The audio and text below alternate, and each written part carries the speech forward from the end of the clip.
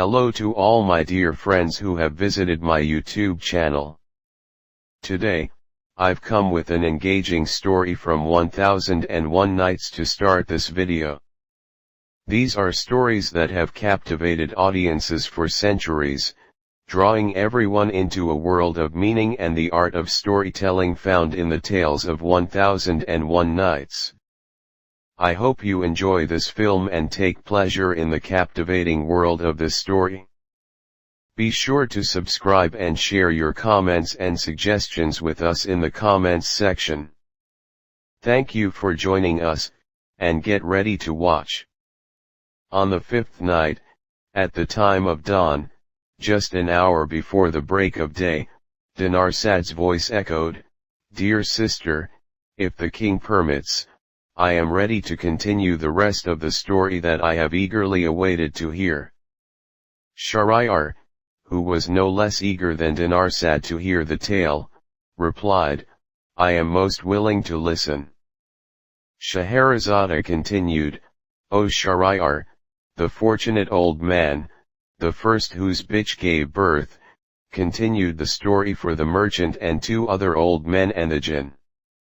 She described, I took the knife and approached the calf to sacrifice it, meaning, in reality, to cut the throat of my beloved child.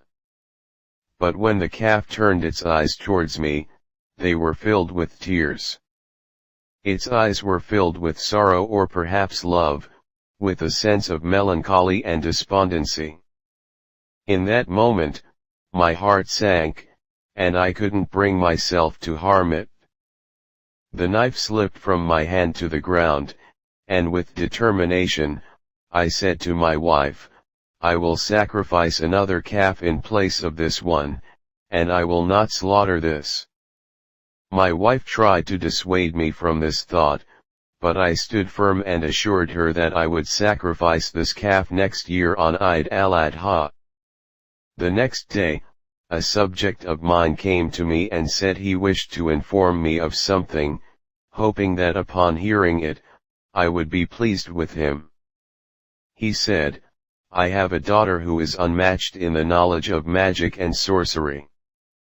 Yesterday, when I returned the calf as per your order, I saw my daughter. When she saw the calf, she laughed joyfully, but after a moment, she burst into tears and had a sorrowful look on her face. I was puzzled by this strange and unusual scene, so I went to her and asked for the reason. My daughter said, 'Father, the calf that was supposed to be sacrificed is the son of the master. When I saw that he was not killed and remained alive, I was happy. I laughed out of joy. But when I remembered his mother, who was transformed into a cow through magic, and you sacrificed her, I became sad and couldn't help but cry. This tale was relayed to me by my daughter, and I wanted to inform you of it." The old man, upon hearing this, turned to the jinn and said, "O jinn, when I heard this tale, I was left speechless with astonishment. Immediately, I went to the place where they had placed my son. I took my son in my arms and kissed his eyes. Although he couldn't speak, he showed me a sign that assured me he was my son. At that moment, the daughter of my subjects entered, and I asked her, 'Noble and wise lady, can you return my son to his original form?' She replied, 'Yes, but this service has two conditions. If you promise to accept both conditions, I will perform this service for you.' I agreed to both conditions, even offering a significant portion of my wealth to her, in addition to what I would give to my son, as her kindness was invaluable. But regarding my wife, I have nothing to say. She deserves punishment, only do not deprive her of life." The daughter of my subjects replied, "Very well." Immediately she took a blue dish, read some words from it that I did not understand, addressed the calf, saying, "O calf, if you believe that the Almighty created you in the form of a calf from the beginning, remain in this form, and if you believe that the Creator of the world made you in the form of a human and due to magic, you have taken this form, immediately return to your original form. As soon as the girl said these words, she poured water from the dish onto the calf, and at that moment, the calf returned to its original form. I shouted, "My son, my good son," and I took him in my arms, telling him, I didn't know what terrible fate I was undergoing due to my ignorance. I was striking the root of my own tree out of ignorance.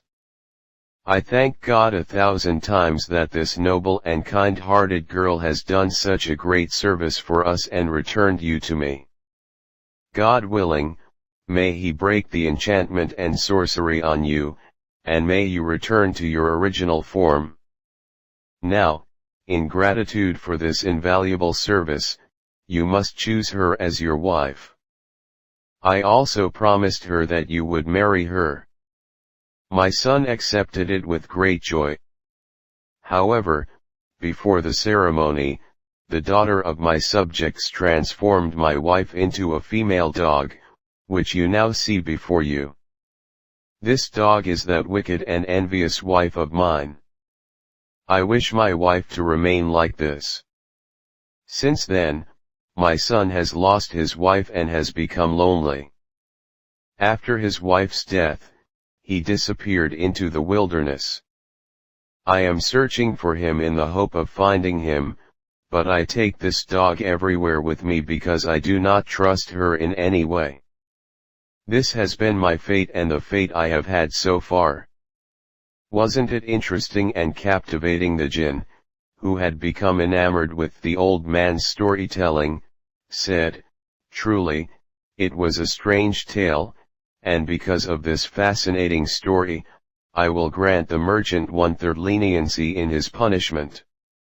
Scheherazade continued, when the old man finished his first tale, the second old man, who had 2 black dogs with him, introduced himself to the jinn and said, "I also want to describe to you what has happened to me and these 2 black dogs, so that you can judge for yourself whether this tale is more interesting than the one told to you. Inshallah, you will find it to your liking, and I will also forgive 1/3 of the merchant's punishment." Scheherazade fell silent at this moment because morning was approaching. Dinarsad, who was enchanted by this fascinating story, said, "Dear sister, I take refuge in God. Your stories are truly unique, Scheherazade." Scheherazade replied, "What I want to tell tomorrow night cannot be compared to what I have told you so far. If the Sultan permits and gives me the opportunity, I will relay it to you." Shahryar remained silent, got up from his place, and went to pray, then began his daily routine with the dignitaries and elders of the country. He did not issue any orders to the Prime Minister to kill Scheherazade. This story continues. Thank you for joining me. Please subscribe and hit the bell next to it to be notified of our upcoming videos. Stay in touch with me. Thank you for your companionship.